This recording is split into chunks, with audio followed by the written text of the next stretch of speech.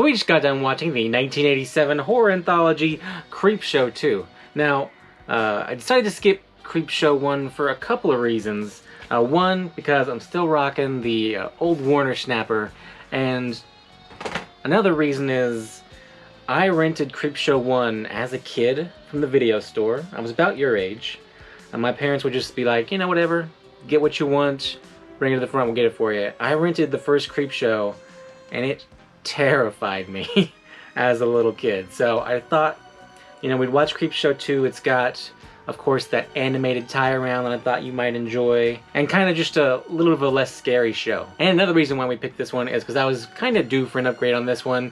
I was still rocking my Gold Series VHS with the horrible tracking, recorded in EP mode, and it's a terrible watch. I haven't put it in years because you have to have your finger on the button the whole time. So thank you, Arrow, for putting this out in Blu-ray. Looks amazing.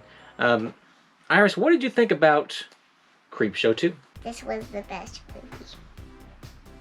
This was the best movie? And what what creeped me out is the blood face after the girl was run on him. The very last episode, The Hitchhiker, is what you're talking about. Thanks for the ride. So it seemed like you were shaking a little bit more, though, during the second episode with the blob monster in the pond. Seemed like that had more of a visceral reaction for you. Especially when it was trying to reach up through the cracks to get their feet. So this is the second horror anthology you've watched after... Actually, do you know I was trying to say the first one of the stories were the best? The first one was the best, with the Indian. I like that Indian. You like that Indian? Reminds me of Peter Pan, the cartoon. The cartoon Peter Pan? When the Indians took them. A coordinate chief wouldn't have.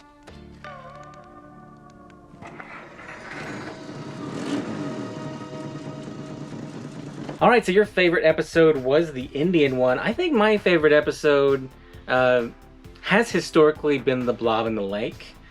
Very fun. That was my next favorite episode from this. Yeah. Very fun episode. I feel like the older I get, the more I might maybe connect with that last one, The Hitchhiker. What does that say about me? I don't know. Where the hell am I?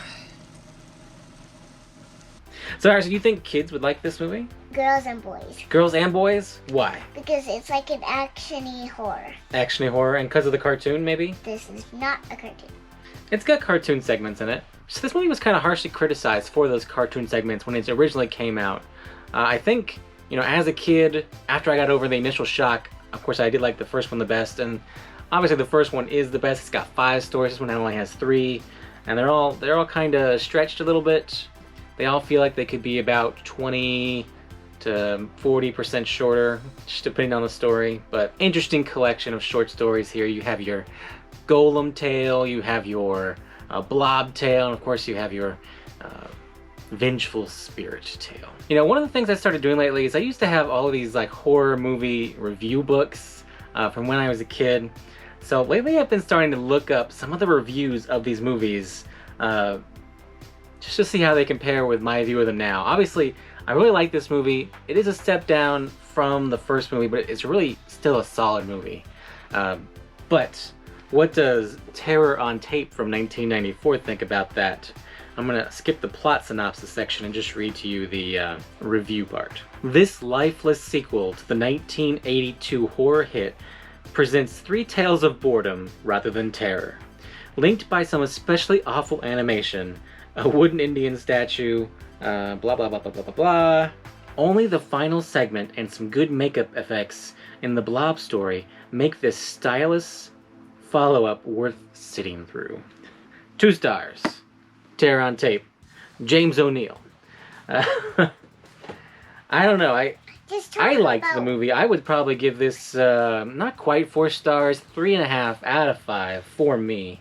Does this movie make you want to watch the first Creepshow movie? You have to show me the cover. Here is the cover for the first Creepshow movie. Looks cool. kind of a progression of the story too. In this one, of course, he's at the ticket box at the movie theater. Next one, he's in the theater. So what do you think? Do you want to see the first Creepshow movie? The movie that scared me so much as a kid. Yeah. Yeah. But in Halloween. On Halloween, you want to watch Creepshow? Yeah, and we can have a review, but it has to be very spooky. Okay. And you have to try to scare the kids or whoever's watching it with whatever you can do in the end. I can almost guarantee you that there will be no children watching. But challenge accepted. Halloween Creepshow this year, it's on. So some very important lessons in this movie for kids. Did you have any big takeaways? What's takeaways? Takeaways, things that you'll remember for the future to make your life better. Such as no smoking in the car, or follow posted signs like no swimming. Perhaps don't rob a convenience store.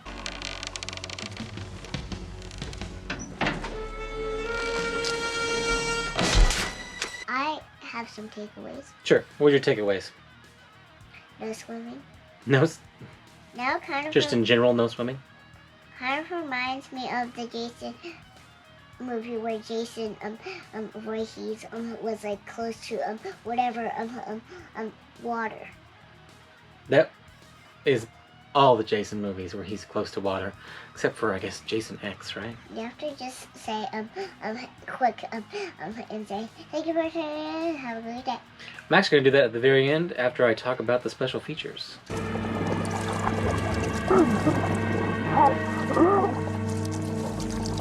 And we're back, and it's totally the same day, right? I got the same clothes on, same day.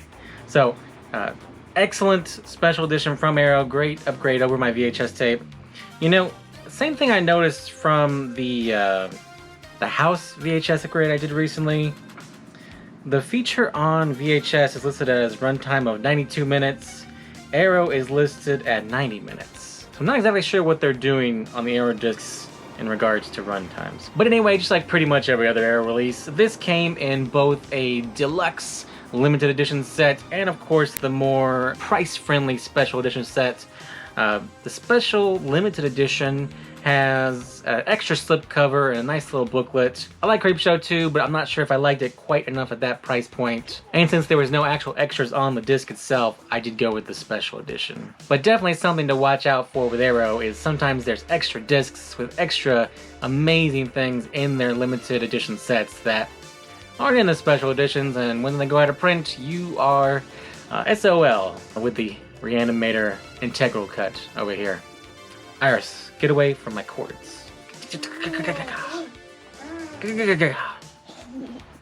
And for what is par for the course for Arrow, of course they have new originally commissioned artwork for the release, and they've got the original artwork on the reverse. I am going to flip it because this artwork is just so iconic. I remember looking at this one and the other one in the movie store over and over again as a kid, and I love the Crypt Keeper-esque Creepshow guy here.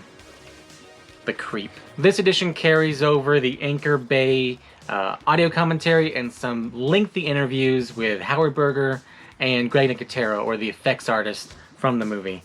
And those two features are actually the best and worst features on the new Arrow disc. The worst is probably the audio commentary with the director. It's just kind of a flat track.